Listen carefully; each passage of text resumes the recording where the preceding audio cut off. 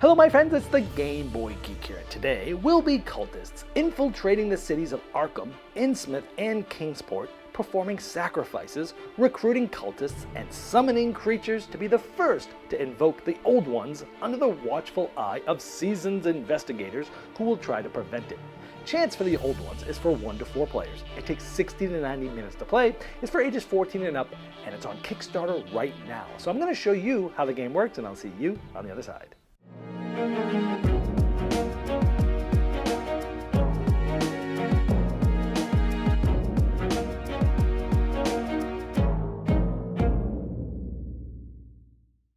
This is a Kickstarter preview, so all the art and components you see here are prototypes. They're not final. To see all the most up-to-date art and components, check the Kickstarter link in the description of this video.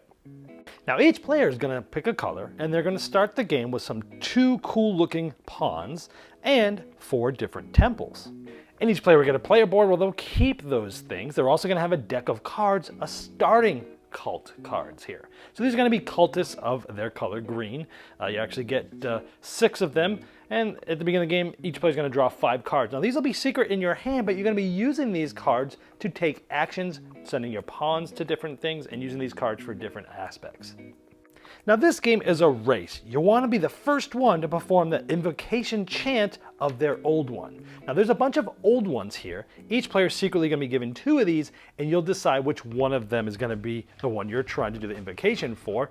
And these are going to have different things that you'll need to sort of focus on in the game in order to get there, like sacrifice, or arcane knowledge, or sometimes having creatures in your deck, things like that. So this will sort of formulate your strategy throughout the game when you select which one you're going to be going for. Now starting with the start player and going clockwise, each player is going to take an action. Everyone also starts with some power and some arcane knowledge to help them out. And again, at the beginning, you're going to have a 5-card hand. These are secret, but I put them up here so you can see what they can do. Now, typically what you're going to be doing is sending your cultists out to different spots. In the upper left, it shows you where on the boards you're going to be able to place them.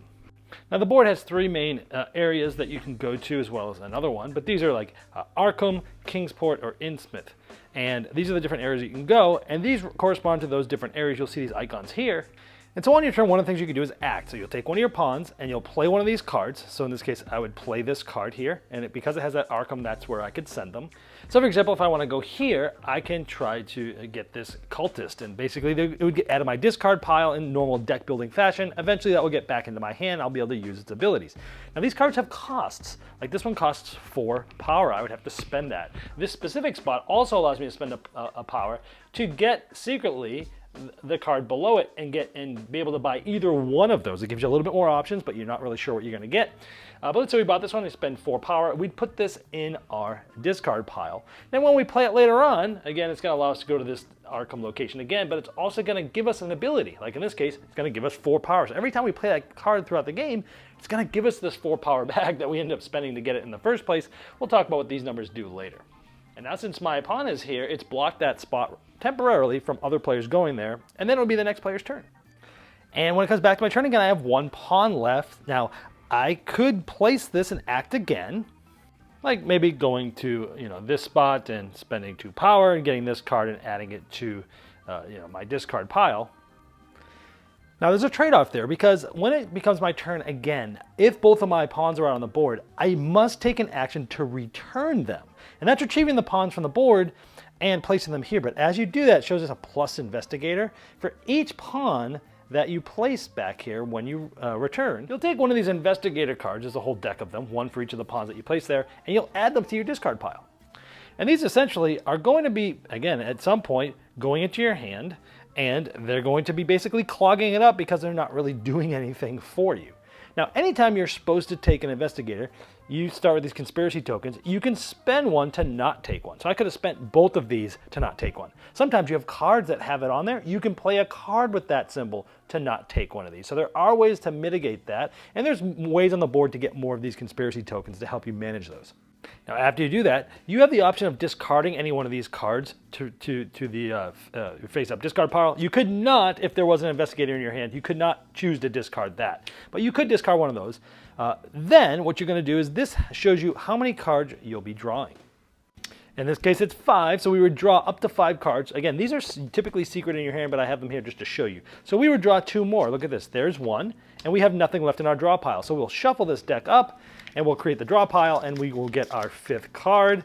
And awesome, it's one of the cards that we got earlier from the cultists. Now, if this happened to have been higher, you'd draw more cards, but after that, when you return this way, you reset it back to its starting value of 5. However, let's say it comes back to us, we've taken another turn, and we have another pawn, and it's our turn again. Instead of placing it out or returning, if we did a return, we would still bring that pawn back. Again, we'd still have to take an investigator. But instead, we can put this pawn into the tactical retreat space, which is right here. And this is going to get us some more cards next turn. Now, by doing that, you'll still return this pawn like this, and so this one would get you, an investigator, unless you want to spend a conspiracy token. Now, if at some point you find yourself with both pawns on your board, you could send them both to the rest zone here. Now, first thing you do is discard all the cards in your hand. Even if there were some investigators, they would get discarded. Then you draw from your draw pile a certain amount. Let's just say that we were at 6 right now. You draw up to 6 cards. Then you'd reset this back to the default value of 5. And then you'd move your pawns back to its normal spot. Now, you'd also be able to swap one of the cultists. Now, certain actions throughout the game will have you remove cultists from the game. Let's say this one here was gone out of the game from a previous action. When you're doing this, you could replace one of the ones that's in your hand with, in your cult here, with the one that's out there. So you might want to go, hey, you know what, I'll swap this one with this one, for example. It gives you some flexibility if later on you've gotten rid of a card that you kind of need. It's a way to get it back. So let's talk about some of these other things you can do on the board. So you can go to there and you're gonna be able to place a temple. So you'll take one of your temples and you'll place it in one of the spots that has one. Like in this case, we go here, we get 5 power. Now let's say on a future turn, I go here, I can activate all of the temples that I have in this area. So if you build up a lot of them, you go there, it's very powerful, you get a lot of things. Now in order to place this, you do need to get rid of a cultist card from your cult. And again, that's like basically sending them out to there. And that's one of the ways you remove a card from your cult. We just talked about getting some back. That's one of the ways that you actually get rid of them. So if I had just gone there for a second time, I could go here, get rid of a cultist from my cult, and now I'm gonna be able to activate these essentially. So 2 knowledge and 5 power, for example. Or maybe you're increasing your draw hand for next turn. Maybe you're getting conspiracy tokens to keep the investigators away. Each of the cities have these, and all of them do a little bit different things. I'm not going to go over every ability in the game, but they all have their different things that you can go to. Remember, you can only go here if this spot is open. I do want to mention these sections of the board, though. This is where you can be summoning creatures. So there's a creature deck here, and I go there. Now, again, I could spend a knowledge to then also take the top one there and get either one of them. Now, these ones have a cost, an invocation cost. So here and 2 knowledge.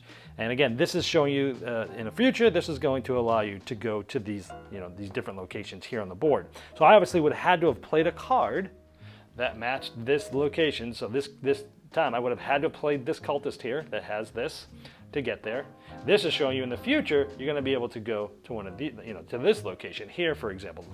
Now, when I played this, now again, this is usually out in front of me, but I'm putting it here to make it easier. This has an invocation of 2.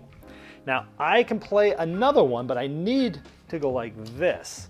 So now I have the 5 in order to do this. I would have had to have discarded both of these cards or played both of these cards in order to do it. Now, this is covering up this ability. So I'm using this card to help me get this along with this. This is what allowed me to go here, but I'm not able to use this later because, I didn't get to use this ability because it essentially gets covered up. Or maybe I spent this to go here and I have 3 more, so that's 5, and I spent 2 knowledge, I'm able to get it. And maybe because I wanted to save this card for its ability, on next turn. And remember that those cards will go to your discard pile, including the creature that you just got. Again, creatures give you invocation powers and some abilities. And remember, some of the old ones, one of the ones you may have selected, needs a certain amount of creatures. So that's another strategy you might need to follow. Now, some of the spots when you summon a creature, also you'll be able to get rid of a cultist, and you'll get sacrifices, which are tokens like this. And remember, some of the old ones need sacrifices in order to do the invocation of them. Now, these spots actually have 2 different spots you can go to. These red-colored ones, basically, in this case it's bad. It's going to make you move your draw count, how many cards you draw, by 1. Now, if you played a creature, which will allow you to go to these spots, then again, you're going to be able to get sacrificed, but you're also going to be sacrificing the investigator. So this is one of the ways that you can sort of call your deck and get rid of the investigators. However, if you end up having to go to this spot, you'll gain another one back anyway. But it sort of delays it because it does go to your discard pile. Now some abilities on the board and in cards like this has this icon, so if I played that to go to that devour space, but then it puts you into this stealth zone, and this is important because when you bring your pawn back from this area, you do not get one of those investigators to clog your hand up. And in general, that's how you play the game at a high level. Again, the first person to be able to do the invocation of their old one is the winner. Now I'm not going to show you all the cards and go over all the card abilities, but here's another display of some of the cultists and what they look like. And here's a look at what some of the creatures look like. Well, there you have Chants for the old ones, and as I showed in the overview, it's a race to invoke the old ones by managing power, arcane knowledge, sacrifices, cultists, all while keeping the investigators away from spoiling the party. Now if you'd like to see the most up-to-date art and components and all the different pledge levels available, you can click the link below me right in the description of this video. Now that's going to take you directly to the Kickstarter project page, and I'm sure that the creators of Chants for the Old Ones would love your support.